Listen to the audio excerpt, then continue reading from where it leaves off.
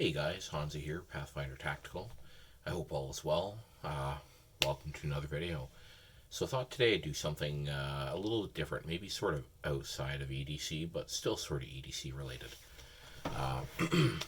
Something sort of happened over the weekend that sort of prompted me to do this, but I thought this is a good topic for discussion. I got a lot of people that ask me as a professional, hey, what do you think is a really good self-defense, insert option here? Quite often people ask me about my opinions on knives for self-defense. Well, to be bluntly honest here, I think knives are terrible self-defense options. It is what it is. I mean, you've got a knife, got to get close to people. This is a rather large bench made, but for this to be an effective weapon, I got to get within 3 inches of a person to really effectively use this. It's close. The best thing that you can do in an altercation is maintain distance. Now, what I will say, the best weapon that you can use in any type of altercation is your brain. The most important thing to be aware of is your situational awareness, threat forecasting, as well as things like communication. That includes everything from body language to proxemics, facial gestures, all of that. The best thing that you can do in any given situation is pay attention to what's happening around you, what are other people doing, and what might happen next. So, you have to forecast a little bit. And that's really the hardest part about that. We never know what we might be walking into, whether we're, a law enforcement professional or working in private security, or, we're just out and about, because these things, they happen anywhere. Um, you know, what is the best option out there? Really, it depends on a lot of factors. Are you in a place where you can legally carry a firearm? A firearm is a great option if that's the case. Is it the best option? Well, again, I would go back to using my brain. The brain is a way better option here. We need to pay attention to what's happening. The ability to prevent any use of force situation, as opposed to ending up in the use of force situation, is a win-win. Um, so we need to think outside the box like that. So I always tell people, if you're interested in protecting yourself, take a course on communications, take a course on situational awareness, and then from there you need to dive into what can I legally use given my situation. I'm here up in Canada. We're not allowed to carry firearms for the most part to protect ourselves up here. There are some exceptions to that rule, but for the most part, we don't carry firearms for self protection. We can't carry knives for self protection. We don't really have a lot of rights when it comes to that. Outside of what the criminal code does and doesn't allow. To my fellow Canadians, if you're interested in self defense, study the law.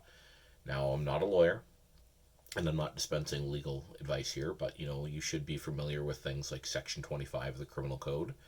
The ability to use force to enforce, or if you're required or authorized to do anything in the administration of the law, as well as sections 34 and 35. They relate to things like self-defense, defense of person, and defense of property.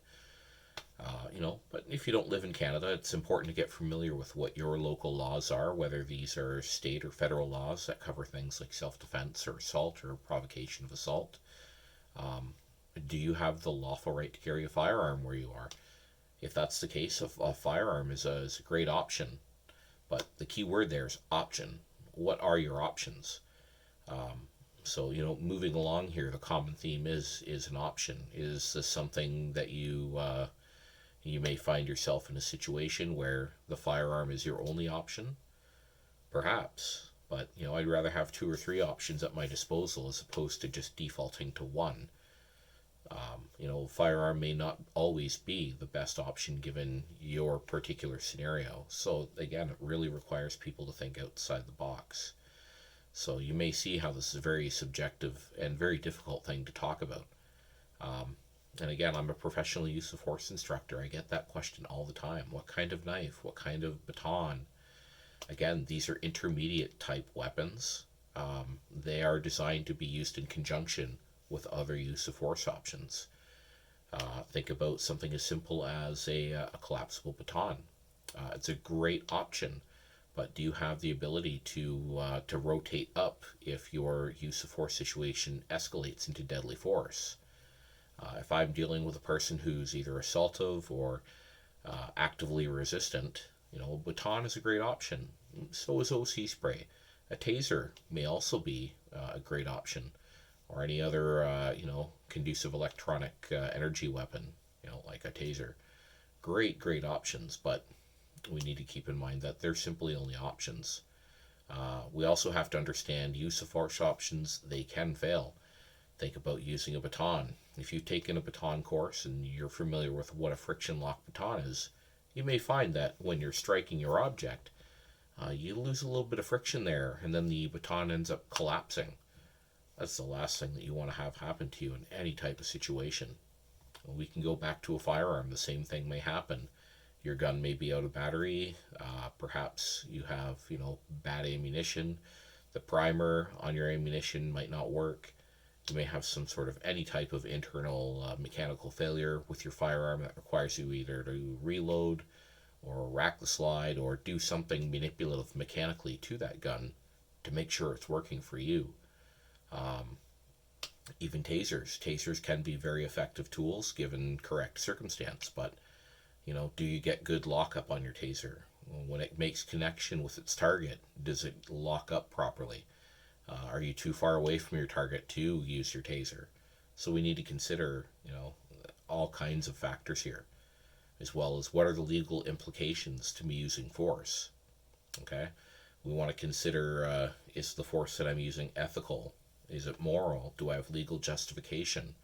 Can I look at things like basic case law to look at a very similar situation to protect myself here legally?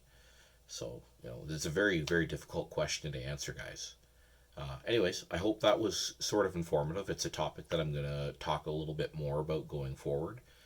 So if you're interested in this stuff and the theory side of it, the legal aspects of it, I'm happy to talk much more about it. I just wanted to address this really quickly. It's a short video. Anyways, that's all for me today, guys. I hope you enjoyed. Stay frosty, and we'll see you soon.